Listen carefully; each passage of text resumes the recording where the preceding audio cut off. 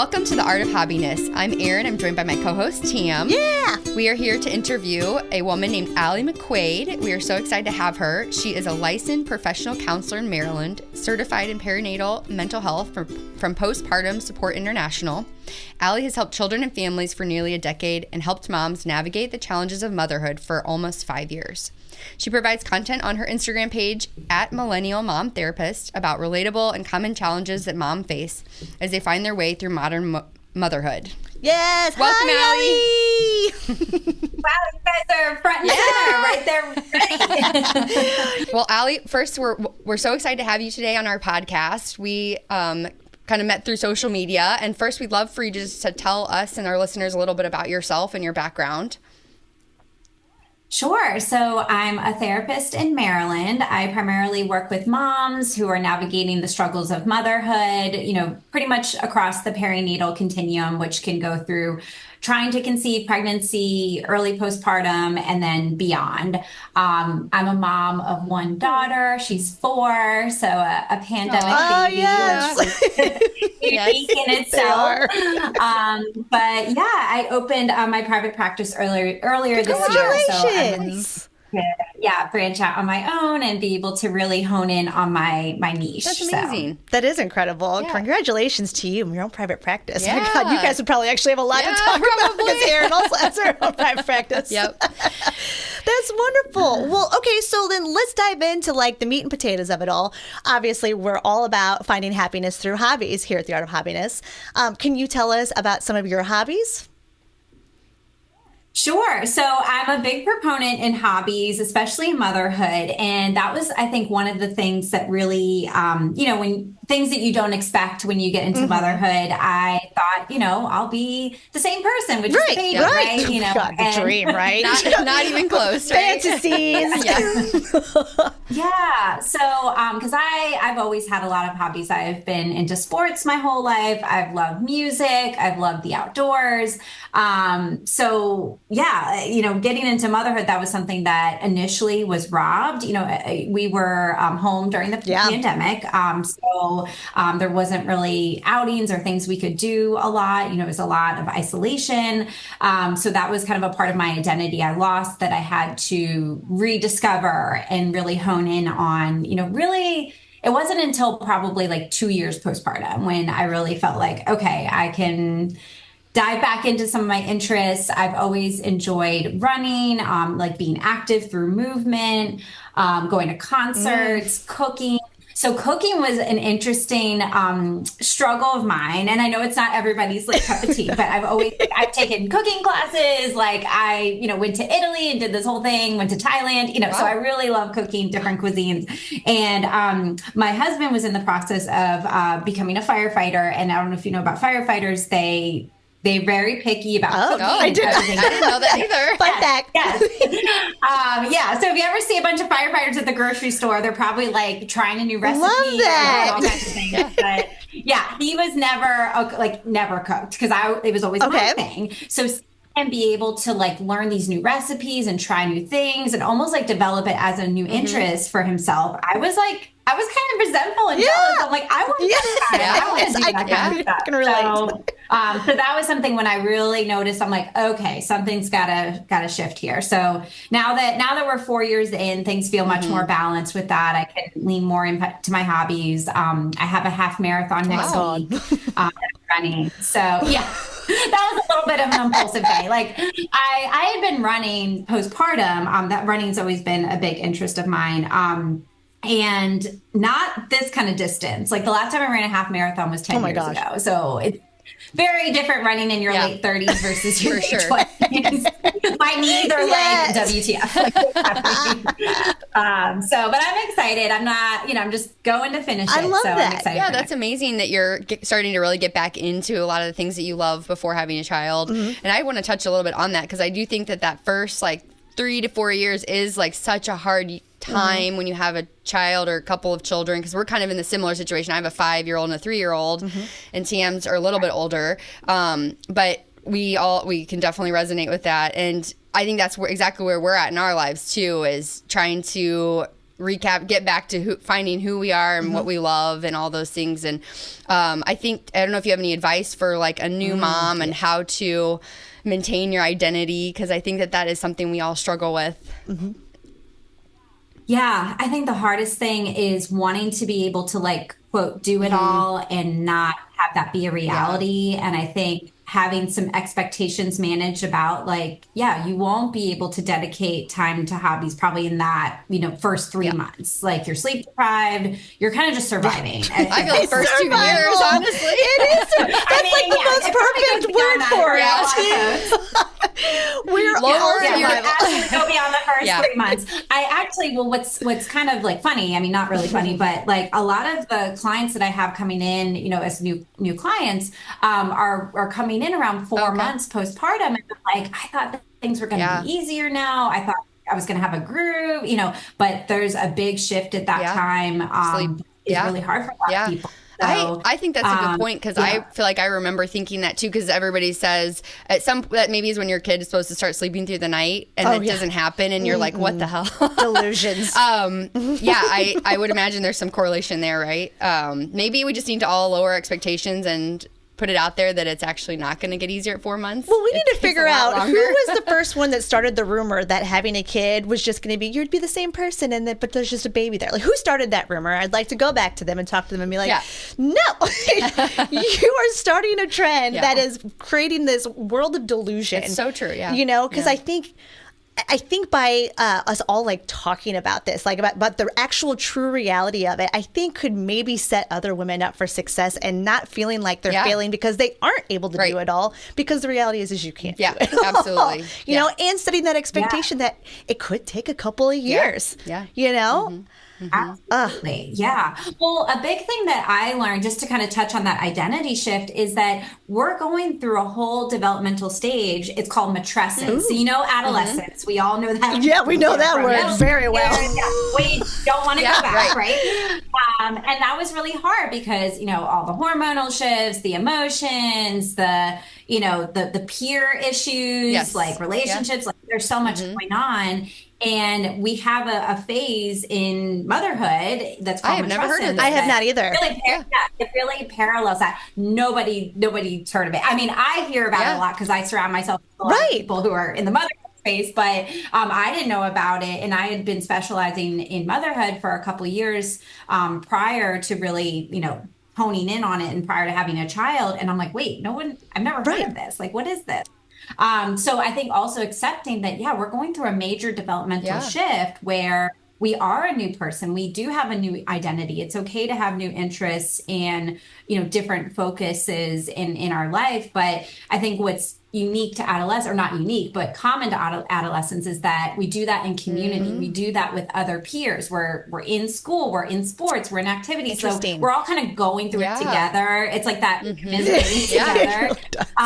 But in motherhood, so much of it can be in isolation or not having a village, not a lot of support. So that's where I think that struggle is, where it's like, well, I should be able to just do it, right? But you that can't. Is so interesting. That is really interesting. So, Mom, can you say what what is the word again?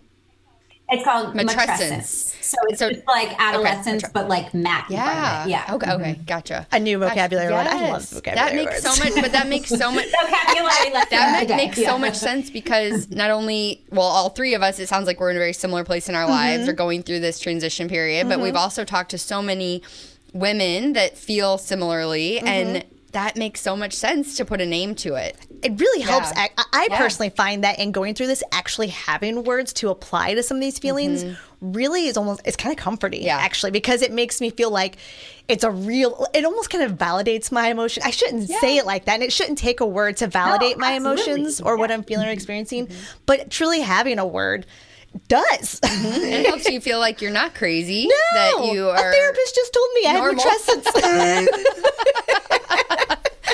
It's like, go tell everybody. It's like, I'm going to matrescence. Just give us some space. I'm matrescing over here. I love that. Yes. No, that's great.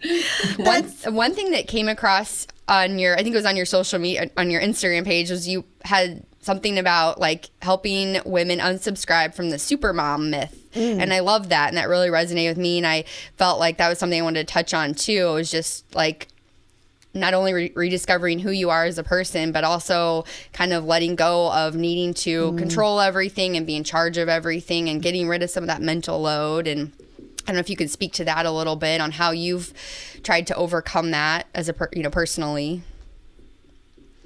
Yeah. So personally and professionally, it operates in different ways. Personally, because it's, my life, I know it very well. I was able to really, explain to my husband, this is something where I can't carry all the mental stuff. Like I can't carry all the invisible tasks. And I think a lot of it happened really, truly by default. It wasn't this conversation where he's like, okay, you're going to take all this stuff and I'm just going to do some of these things. And he's a great dad and all that stuff. And I think that's where a lot of moms feel torn. It's like, well, I have a good guy. I have a good dad. He's a good dad and all of that. But like, that doesn't minimize the fact that you're carrying all of this information about, oh, I need to order this. I need to buy the clothes, like the school field trips next week, all that stuff. It's like, you need to balance that. So we found our own system, in terms of like, we like seeing things visually on a calendar, and that really helps, especially with his rotating schedule because with the firefighter schedule. Right. It's actually great because in his prior job, he was working like 12-hour days all the time on his email, on his computer. Now it's like when he's off, he's off. That's fantastic. And he's off like several days in a month, where in his prior career, that wasn't the reality. So now I found things are much more balanced versus when we were, early parents and, I was breastfeeding and, there's just all the time that takes. And then you just become the default parent because, sometimes it's easier that way. And I hear that all the time with my clients. It's like, well, it's just easier if I do it. Or it's, harder to have to explain all the steps in terms of like, X, Y, Z, and I might as well just do it. So I think a lot of it is just kind of letting your husband, your partner find their way, with it. And for a lot of moms, that does mean that they do kind of have to leave the house because you might hear crying, you might hear a tantrum, you might hear, something, and it's easier just to walk away from it all. And that's where maybe finding that time to dedicate to a hobby can be during that time when your partner is covering bath time or dinner, that sort of thing. I think that's great advice. I think first, I think first finding something that is like the lowest priority for you. So like for me, like I didn't really care about bath time. So I'm like, you take bath time and then I'm going to do X, Y, Z. That's such a great tip. That's a really great tip. It is. Because like, I think, man, I really could have used this tip 6 months ago, Allie. Like I'm sitting here thinking, I'm like, okay, so the algorithm didn't show you with me earlier. Dang it, because like I'm somebody like I totally relate to the mom that you're describing there. The mom who's like, I've got a great husband, he's a great dad, but man, it's just a lot easier for me to just go and do the task as opposed to say, hey, here's my list of tasks. And explain it. And then divide it up. And that's not because of the fact that I don't think my husband could comprehend what I'm trying to say. It's just because, again, in my mind, I'm like, it's easier, and I don't want to put anybody out, even though it would not put him out. Like he wants to be an active member. But, in my mind, I'm like, I don't want to put him out. But then whenever I tried to sit down and like think about like, where do I start and like trying to divide up the mental tasks, why didn't I think about just going for a rating system and pick the lowest thing that I don't prioritize as like a need be thing, and then like slowly have like that be like that entryway. That would have been nice. No, I like to that. Consider. That structure is better. It's much more organized than just trying to figure it out day to day. Because I feel like that's what happens a lot. It's like all this stuff needs to be done, and you're trying to delegate, and then it just becomes more overwhelming. So I like that idea a lot of And so during your time that you separated, had your husband take over some of these tasks, what did you find yourself doing? Did you end up going and doing some hobbies, or doing other household things? I think initially it starts with the household things. Like, okay, he's doing this, so I'm going to put away the dishes, I'm going to put away the laundry, that sort of thing. And it's really hard to not have that urge to do a lot of that for so many moms, because then it's just, it gets it taken care of. For a lot of moms, they get overstimulated by clutter, by mess. So it's like, okay, this lightens my mental space, and that's okay, because then that might allow you to actually dedicate time to looking inward of yourself, of like, okay, what are my interests now? What is something that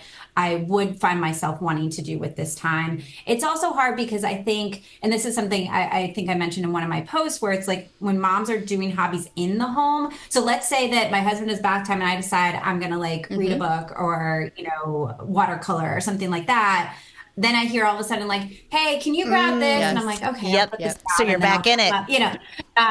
So then I'm like back in it, and so like one of these things where I think finding things outside of the home, as hard as that is, because I know childcare is a huge barrier for so many moms. I think that really in the past like 3 months, that's what's really like, we found ourselves in a groove where honestly, we were back to me being default and that sort of thing. So when I signed up for this half marathon at the end of August, everything shifted, where I was like looking at the calendar, mapping out my long runs, mapping out, okay, you're going to pick her up from daycare this day so I can do this workout, and it just became like my priority. I mean, obviously, like my family was my priority, but it became my personal priority, my personal goal.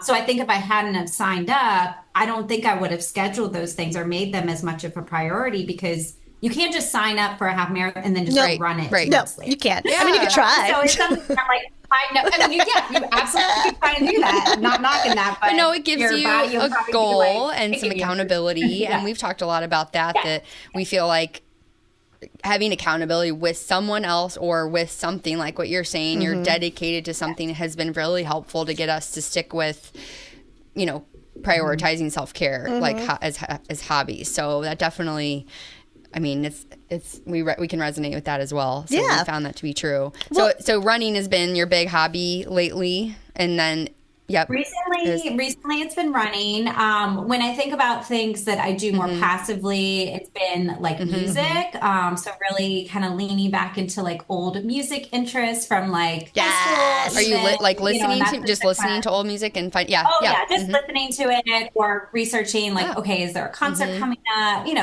I love kind of being in an outdoor concert space. So just finding things that can be more experiential things as well, versus like personal goals, and coordinating with friends, like, do you want to go? So that's been a lot of fun. Other than that, I did have a kind of a bucket list over the summer of things I wanted to try. Like I wanted to learn like the ukulele. I wanted to do like pickleball, things like that. That didn't end up panning out because I was very much like, okay, this is my wish list. It's not like a to-do list. This is like what I would wish I would be able to do. So yeah, I still have some things in the back of my mind maybe that can be a new focus. But I found personally for me, if it's not scheduled in, then I'm probably not going to make it. That's a really good point about talking about scheduling it in, because it's so hard to, going back to you talking about like prioritizing things. I still, to this day, struggle with prioritizing self-care higher and hobbying higher than my normal daily mom and wife duties, right? And do you have any tips on how to make sure that you get that scheduled? I mean, is it as simple as just put it on a calendar and like hold true to that? But like, I tried that and then I found myself just rescheduling. I know. It is. Yeah. And it's like, how do you honor yourself? How do you honor that system? Like, what is your advice that you would offer to moms for that? Yeah, I think accountability can really help. So if possible, and I know this is something, again, I hear a barrier, is that moms want to go out and do things. Like they want to sign up for the pottery class or whatever. But like, I don't want to do it alone. I want to have a friend do it. And then it's like coordinating with the friend. So as much as humanly possible, try to have a buddy with it. Try to have some kind of other accountability. There you go. I know it's sweet. I guess sweet to say. Like my mom has kind of been my accountability because she knows to me. Yeah, she's an angel. She's great. Like this week, she's like, hey, when are you going on your long run? Because she knows my husband's working a 48 this weekend. And she's like, I know you want to do it. And I didn't ask her. She asked me. She's like, what time did you want to do that? So she knows, like, good okay, this job, is like Mom. something. Yes. So yes, I think even so again, if you can have a buddy, maybe having someone ask you like, hey, when are you doing that? Or I can be your wake up call in the morning and text you a reminder, that kind of thing. So having just someone who knows, like tell someone that, hey, I'm doing this. I want to make this a priority. Then as much as possible, making it like a non-negotiable. So for example, I mean, again, I keep using this marathon thing, but it's important to you right now. We're so happy for you.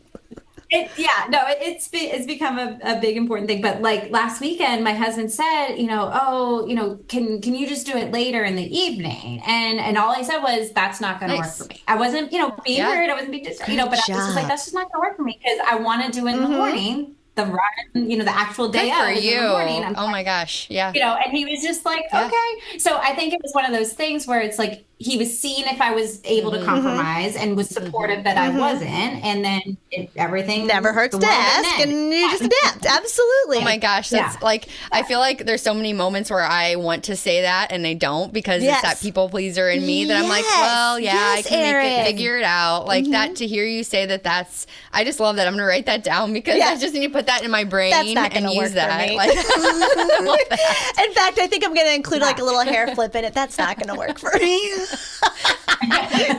no, you're right, because I think like we worry. Well, I think women are naturally a little more like people pleasing. That's how we're like, especially our generation, and it's so easy or it feels easier, I guess, to just give in and let to make everybody happy and not cause conflict.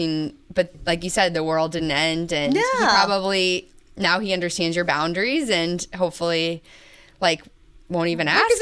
We work as a team. But I want to go back to the whole part where you were talking about like finding a buddy system, right? Like obviously we've talked about how we've learned in this of finding a buddy system.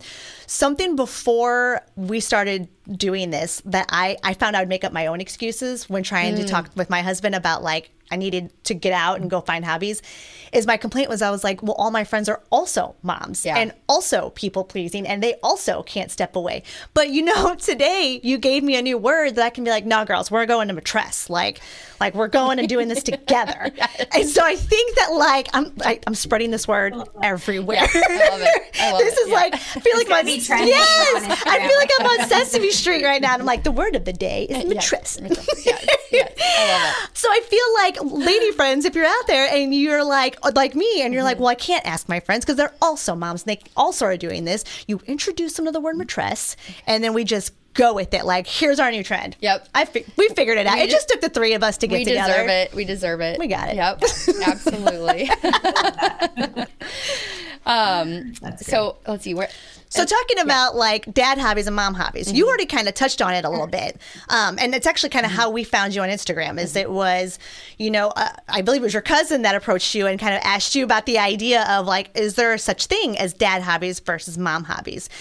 Can you explain a little bit about what the definitions are for those two things and what your thoughts are on that? Yeah, so my cousin's great. She has children that are about 5 to 8 years older than my daughter. So she's, in a different stage of motherhood than I am. And she brought some really, I think, important wisdom. And her husband's also a first responder. So it's like she can relate to the idea of like, okay, you just kind of be the default parent, you hold the house together while they're gone, like all of that. And now she's back in the workforce and has found that it's really important for her to be out in her community, be out and develop those female friendships, because what we were discussing, after one of my previous reels was that mom hobbies are the ones that are found basically inside the house or in close proximity of the house. So think, reading, sewing, gardening, cooking, you name it, like anything that can essentially be done in the four walls of your house. And the kids can easily interrupt you. Your partner can easily interrupt you. It can be pushed to the side after, the daily tasks done. It's repeatedly kind of pushed to the bottom of the list. Whereas dad hobbies are usually outside of the home. They're scheduled, like golf tee times, or like my husband used to race motocross. There's a whole story there. He's kind of retired after a pretty bad injury. So we're not 22 anymore. No, we're not. But yeah, and those were like very long days. I know some other, people in our area, like their husbands might be hunters. They might be, on sports teams, lacrosse, adult men's Our husbands leagues, do Dungeons and Dragons. They do. That's absolutely. So it's like poker, 6 hours. 5 hours of slaying the dragon. Yep. So, mom hobbies, again, can be done in little spurts of time. They're smaller. They're easily pushed to the side. Whereas men or, dad hobbies, they're more scheduled. They're out of the home. They can't easily be, taken away from their activity. So, yeah. And I really like that you took it a step further in there, because you even kind of talked about how, while there is that facade that there's dad and mom hobbies, but those hobbies, hobbies are actually very neutral, right? And it's just more about conversating with your partner, right? Can you go a little bit more into your theory of hobbies being neutral? Yeah, absolutely. Because when I think of a hobby, like if I wanted to, go out and learn golf, you could. Yeah. Absolutely. And I know some moms, I've talked to some moms who are doing just that. They're like, okay, you have your tea time Saturday. I have my tea time Saturday. Like, exactly. And I love that. And again, it doesn't have to be, I think, a more male-dominated activity. But the idea is that, any activity can be neutral. Think about when we were like in grade school, younger, like I played basketball, I played lacrosse. You did things that were just like, there was boys and girls. Yeah. Anybody can do it. But, obviously as time goes on and our time gets more dwindled down in terms of making ourselves a priority, we either don't do anything or we just find things that are just kind of there within the home. Absolutely. Already. You just adapt. Yeah. You adapt to your partner and you adapt to your lifestyle, and everybody's family home is different, different things work for them. But I just really liked that point that you were like, you recognize that there theoretically are dad hobbies versus mom hobbies, but really when you come down to it, hobbies are just neutral, and it just comes down to the way we've been conditioned. It's just conditioning, and we just need to work on that and really make sure that we just find conversation, like what you do with your husband. You're like, I really can't accommodate that request. Make that a norm within your home, and you don't have to do the hair flip that I threatened to do to Pat. I won't do it to him. I love you, baby. But I do think it opens up like this idea, because I think even when you are searching for a hobby or just trying to reflect on what you like as a person, just opening your mind to every possibility. Yeah, absolutely. Because I do think we default to those hobbies you find on a list, right? And then we don't even, and maybe there's mom guilt there too that comes into it. Like that idea of being away for 4 hours, you just don't feel like you can do it. And just being open to that and being okay with it, I think we found through like this podcast has become our new hobby. And we're gone for about 5 hours or so once a month, but they didn't die. They didn't. Everyone's living. And each time we do it and put ourselves out there, it gets a little bit easier. It does. And more comfortable. Yes. Yeah. Well, and that's such a great point. The more and more you do it, I mean, that's really how I approach a lot of, uncertainty, discomfort, anxiety that comes up in just the motherhood space. It's like the more that you do it, the more you get comfortable with taking the baby out and going to the grocery store. Like, okay, I got more comfortable with it. So the same thing, the more you get comfortable with saying bye and driving away and letting them handle it, like the more tolerable you'll be able to handle it. Because I think initially, yes, there's mom guilt. There's also a lot of anxiety that might come up with a lot of moms, especially if they're struggling potentially with, postpartum anxiety, postpartum OCD, PTSD. There's a lot of like mental health concerns that can be at play here. So I don't want to minimize that. But I think if you have support from, a trusted professional, they can help guide you and like, all right, let's take those kind of baby steps. Let's make some progress to you having this time outside of the home. And the mom guilt. Oh my gosh. Like if I only had $1 for that, I'd be like, for the amount of moms I've talked to about mom guilt, it's just like this thing where, is that even really our voice talking to us in terms of why we should feel guilty? I really think it's like society just saying like, do more, be more, you're not good enough, why'd you even have kids if you want to spend the weekend away? It speaks to me. So detrimental. That's a good point. Like, is that an inner voice or is it an outer voice? Yeah. And we're just, very intuitive people and picking up on that. Wow, that's sticking with me a little bit. My gosh, Allie, I mean, you've been so wonderful today. I can't thank you enough for taking the time to meet with us. I know. Teach us new words. Yes. Obviously, I'm loving that. And I love that you are at a place in your life where you're able to branch out now and do your own hobbies. And, you've got your new business, or pivoting your business, right? Yes. Your Congratulations profession. on that. So that is so huge. amazing, and we hope for the best for you. And of course, we'll keep following you and connecting with you. Good luck on your marathon. Tell us how you do. Yes. Thank you. Definitely. Thank you. The weather's looking good. So awesome. Well, is there anything that you want to promote while we have you here? You have the floor. Sure. I mean, I post way too much on Instagram.